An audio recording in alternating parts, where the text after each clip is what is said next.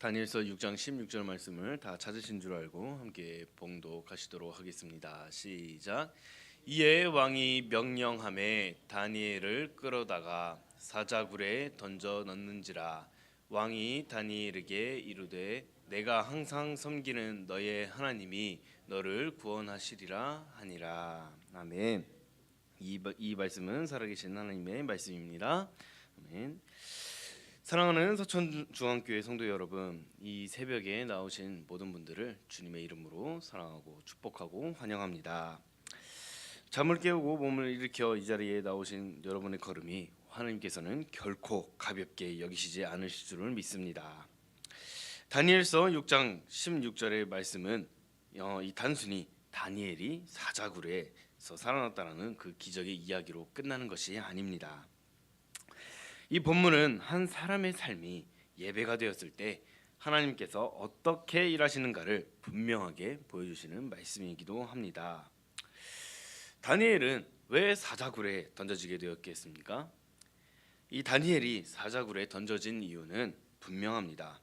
죄를 지어서도 아니고 반역을 꾀해서도 아니고 그는 단지 하나님께 기도했다라는 그 이유 하나만 가지고 이 죽음의 자리에 올라가게 된 것입니다.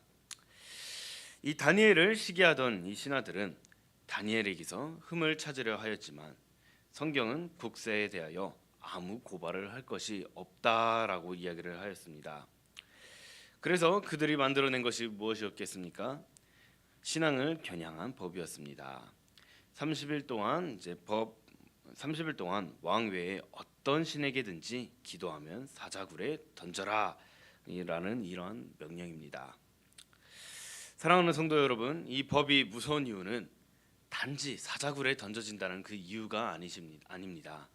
가장 무서운 이유는 저희의 신앙을 건드리는 그러한 것이 예배를 멈추게 하려는 그러한 것이 제일 무서운 법이기 때문입니다. 하지만 이 다니엘은 이런 법이 발의가 되었음에도 불구하고 전혀 두려워하지도 않고 겁을 내질 않았습니다. 오히려 기도를 멈추지 않고 더욱더 큰 소리로 기도하였습니다. 다니엘이 이 법이 만들어진 사실을 몰랐을 리가 없었습니다. 분명히 알고 있었습니다. 그럼에도 불구하고 다니엘은 전에 하던 대로 하루에 3번 예루살렘을 향해 창을 열고 기도를 하였습니다. 몰래 숨어서 하지도 않았고 소리 없이 묵상으로 기도를 하지는 않았습니다. 다니엘의 기도는 삶의 중심이었기 때문에 오히려 더욱더 큰 소리를 내어서 당당히 창문을 열고 예루살렘 성전을 향하여 기도를 하였던 것입니다. 다니엘의 기도는 위기 대처 수단이 결코 아니었습니다. 다니엘의 평소의 삶이었고 예배였기 때문입니다. 성도 여러분, 저희는 어떻습니까? 물론 저도 마찬가지로 연약하기에 상황에 따라 마음이 흔들릴 때가 있습니다. 어려움 속에서는 저희의 이 마음속에 이 어려움이 찾아올 때에 하나님을 더욱 찾게 되시는 우리 성도님들이 되셨으면 좋겠습니다. 평안한 날들 속에서는 예배의 긴장이 조금 느슨해질 수도 있겠지만 이 말씀 앞에서 함께 다 같이 다시 한번 돌아보았으면 좋겠습니다. 다니엘은 이러한 상황이 있어도 이 상황이 바뀌어도 예배를 바꾸지 않았을 것입니다.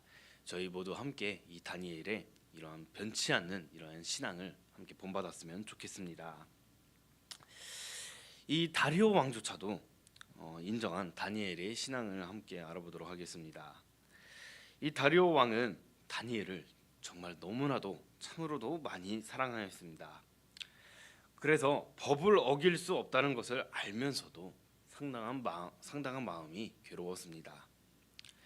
그리고 다니엘을 이 사자굴에 넣으면서 이야기를 합니다. 내가 항상 섬기는 너의 하나님이 너를 구원하시리라 라고 말입니다. 이 말은 단순한 위로의 말이 아닙니다. 왕의 입에서 나온 신앙 고백에 가까운 말입니다.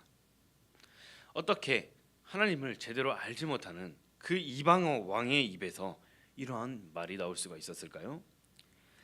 다니엘이 하루아침에 그렇게 만든 것이 아닙니다. 오랜 시간 동안 삶으로 하나님을 예배해 왔기 때문입니다. 성도 여러분, 저희의 믿음은 말로만 증명되지 않습니다. 삶이 증거가 되어집니다. 저희가 정말 예수님을 따라 살아가는 그러한 삶을 통하여서 내 주변의 이웃들과 직장 동료들에게 정말 예수님의 사랑을 잘 전하시고 또 이 세상에서는 빛과 소금의 역할을 감당하시는 우리 성도님들이 되시기를 주님의 이름으로 소망합니다. 자, 하나님은 삶의 예배를 외면하지 않으신다는 것을 기억하셨으면 좋겠습니다. 이 다리오 왕은 밤새 금식하면서 잠을 이루지 못하였던 적이 있었습니다. 이 다리오 왕은 이 새벽에 급히 사자굴로 달려가게 됩니다. 그리고는 외칩니다.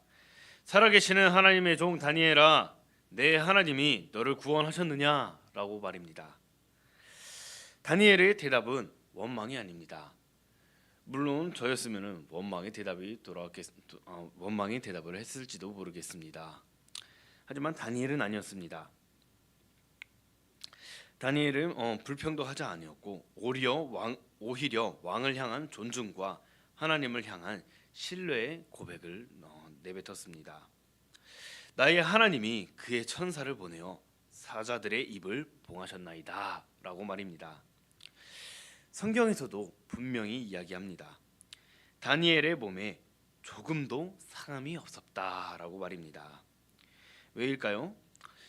이는 그가 자기의 하나님을 믿음이었더라라는 이 말씀에서 알 수가 있습니다. 하나님은 형식적인 예배가 아니라 나의 삶, 우리의 삶으로 드려진 예배를 결코 외면하지 않으시고 오히려 원하시고 계심을 기억하셨으면 좋겠습니다. 이 삶이 예배가 될 때에 하나님의 이름이 드러나지게 됩니다. 이 사건 이후에 다리오 왕은 온 나라에 조서를 내리게 됩니다. 다니엘의 하나님이 살아계신 하나님이시며 영원하신 하나님이시며 구원하시는 하나님이심을 선포한다라고 말입니다. 사랑하는 성도 여러분, 다니엘이 정말 설교를 잘했기 때문이 아닙니다. 전도 집회를 열었기 때문도 아닙니다. 그의 삶 자체가 예배였기 때문입니다. 성도 여러분, 이 새벽에 우리 자신의 예배를 조용히 돌아보았으면 좋겠습니다. 우리의 예배는 예배당에서만 끝나고 있지는 않은지 아니면 삶의 자리까지 이어지고 있는지 하나님 앞에서 다시 물어보셨으면 좋겠습니다. 오늘 하루 일터와 가정과 삶의 모든 자리에서 하나님을 향한 태도 자체가 예배가 되시기를 주님의 이름으로 소망합니다. 다니엘처럼 어떤 상황 속에서도 예배를 놓치지 않는 성도님들이 되시고 삶으로 하나님을 높이는 우리 서천중앙교회 성도님들이 되시기를 주님의 이름으로 소망합니다. 함께 기도하시도록 하겠습니다.